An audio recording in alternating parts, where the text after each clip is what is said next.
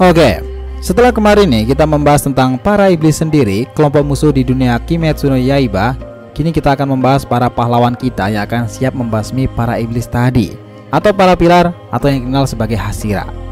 Mereka ini adalah kelompok pembasmi iblis yang bisa dibilang nih terbaik dari yang terbaik. Nah, siapakah mereka? Kenapa mereka itu sangat kuat dan seberapa kuat mereka ini? Oke, kita breakdown mulai dari sini.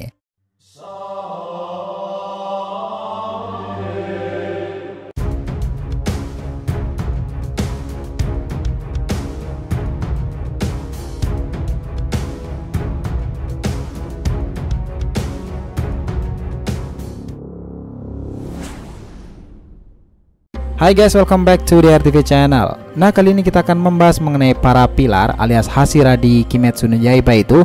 Para Hashira sendiri ini sebagai pengantar adalah satuan prajurit khusus yang dimiliki oleh Demon Slayer Corps, atau dalam bahasa Jepangnya adalah Kitsatsutai. Oke, buat peringatan nih, dalam video ini akan ada sedikit spoiler. Jadi buat kalian yang tidak mau terkena spoilernya atau hanya ikut animenya saja, bisa tutup video ini dan cari video kami yang lainnya. Nah, kalau kalian memilih untuk melanjutkan video ini, artinya kalian paham dan siap akan konsekuensinya, oke? Jadi kita lanjutkan cerita menarik dalam Kimetsu no Yaiba. Nah, para Hashira ini adalah kelompok pasukan elit, dalam kata lain yang terkuat dari yang terkuat di antara anggota Demon Slayer Corps lainnya. Mereka semuanya adalah prajurit profesional, terlatih dan juga sangat berpengalaman dalam misinya membasmi para iblis. Selain pasukan elit nih, mereka semuanya itu bekerja langsung di bawah Oyakata Sama, yaitu pemimpin dari Demon Slayer Corps sebagai tangan kanannya langsung. Nah, mereka biasa ditugaskan untuk berpatroli di daerah sekitar untuk melacak keberadaan sekaligus menggali informasi mengenai aktivitas iblis di sana. Para Hashira sendiri barulah diterjunkan ke medan perang ketika misi tidak bisa dilakukan oleh para Demon Slayer kelas rendahan. Seperti misalnya yang terlibat di sana bukan lagi iblis kelas rendahan, tapi sudah levelnya lebih tinggi dan terlalu kuat jika misalnya iblis bulan. Nah, mereka ini bekerja langsung sebagai tangan kanan Oyakata Sama, tentunya adalah sebuah kehormatan bagi anggota Demon Slayer Corps sendiri, yang mana tentunya sangat tidak mudah didapatkan untuk mencapai ke level Hashira itu. Dan tentunya itu sangat-sangat sulit. Dibutuhkan pelatihan keras yang sangat menguras mental dan tenaga, dan juga pengalaman yang tidak sedikit pula. Nah, paling tidak nih, untuk masuk ke level Hashira sendiri, seorang Demon Slayer itu perlu punya pengalaman membunuh setidaknya 50 orang iblis atau seorang iblis bulan, barulah dia bisa diakui sebagai seorang Hashira. Nah, ini terdengar sulit bukan? Nah, tenang nih, masih ada cara lain yang bisa ia gunakan selain cara yang tadi disebutkan itu. Cara lain yang bisa digunakan adalah menjadi Suguko, atau mulai dari seorang Hashira yang memiliki kemampuan dan talenta lebih dalam kemampuan berpedang dan membunuh iblis itu. Nah, tentunya cara ini baru bisa digunakan ketika ia ditunjuk langsung oleh sang Hashira yang menaunginya itu, dan ia baru akan bertugas ketika sang Hashira itu mati atau mengundurkan diri dari tugasnya. Nah, paling tidak nih dibutuhkan pelatihan selama lebih dari 5 tahunan agar bisa seseorang dianggap mampu untuk bekerja sebagai seorang Hashira, atau saat hingga 2 tahun atau 1 hingga 2 tahun saja jika orang itu memiliki bakat yang berlebih. Nah, para Hashira ini menjalani serangkaian latihan keras demi bisa memperkuat fisik dan mental mereka, yang tujuan akhirnya memberikan kesempatan menang yang lebih besar lagi bagi mereka untuk melawan iblis sendiri. Latihan-latihan keras itu meliputi latihan stamina, ketahanan fisik, fleksibilitas, pengerakan cepat, dan penguatan otot. Nah, pelatihan ini sangat berat, bahkan seringkali disebut oleh para Demon Slayer kelas rendahan yang tidak kuat sebagai latihan dari neraka. Bicara soal pelatihan Hashira sendiri nih, sebenarnya bisa saja Demon Slayer yang lebih rendah ikut dalam pelatihan mereka itu jika mereka memiliki keinginan yang lebih untuk menjadi lebih kuat, dan mungkin saja nih juga bercita-cita untuk menjadi seorang Hashira sendiri. Kita tahu bahwa Hashira ini dinamai demikian karena mereka dianggap sebagai pilar penyangga yang menopang eksistensi dari organisasi Demon Slayer sendiri. Tanpa adanya mereka nih, tentu keberadaan dan semangat Demon Slayer Corps ini akan hancur.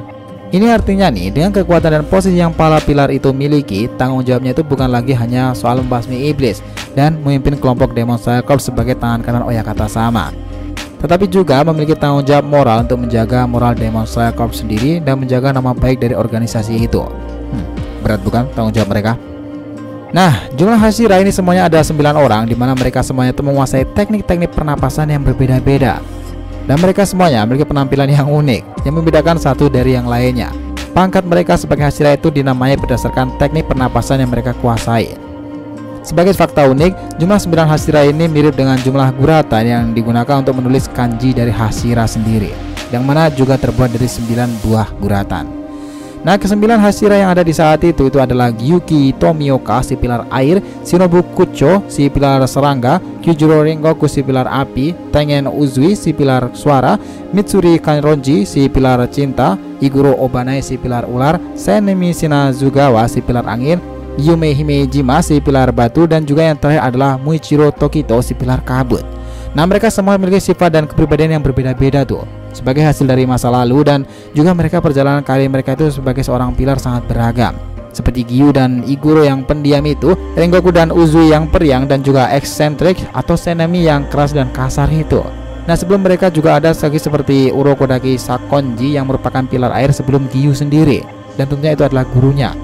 Dan juga kakek Jigoro Kuwajima yang dulu merupakan pilar petir yang kini posisinya tidak ada di jajaran 9 pilar.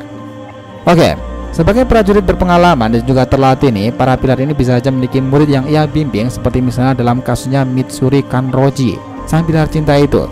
Dia dulu adalah murid dari Kyujuro Rengoku. Teknik pernapasan cinta yang ia miliki sebenarnya adalah pengembangan lebih lanjut dari teknik pernapasan api Rengoku.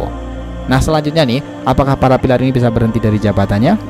Nah, tentu jawabannya itu bisa. Para pilar sendiri akan berhenti dari jabatannya ketika asana pilar itu tewas atau pensiun alias mengundurkan diri.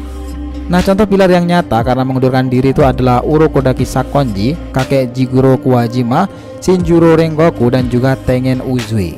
Nah, untuk para pilar yang tewas sendiri mungkin di sini akan cukup banyak listnya, karena sekitar 2/3 anggota dari 9 pilar itu tewas dalam kisah Kimetsu no Yaiba sendiri. Mulai dari Rengoku dalam pertempuran melawan Akaza di Mugen Trench dahulu, Shinobu yang tewas karena Doma, dan selebihnya tewas dalam pertempuran di Infinity Castle melawan Muzan, sang raja iblis itu. Belum lagi nih, sebelumnya ada Kanae Kocho, kakak dari Shinobu Kocho yang tewas itu juga karena Doma. Sama seperti adiknya nih, bahkan dalam ceritanya sendiri, Jigoro yang merupakan mantan Hashira juga tewas setelah ia pensiun sendiri karena ia melakukan seppuku, alias membunuh dirinya dengan merobek perutnya itu karena malu nih akan kelakuan salah satu muridnya, Kaigaku, yang kini menjadi iblis. Nah guys, itulah tadi breakdown kita tentang para Hashira atau pilar dari Kimetsu no Yaiba sendiri, mengenai posisi, tugas, dan juga siapa mereka ini. Pilar atau Hashira mana yang menurut kalian paling menarik guys? Dan mana di antara mereka yang jadi favorit kalian? Oke, silahkan komen di bawah ya. Jadi jangan lupa kasih saran di kolom komentar dan subscribe channel ini. Semoga cerita itu memberikan informasi dalam tiap pembahasan animenya. Thank you telah menonton konten DR TV and we'll be come back.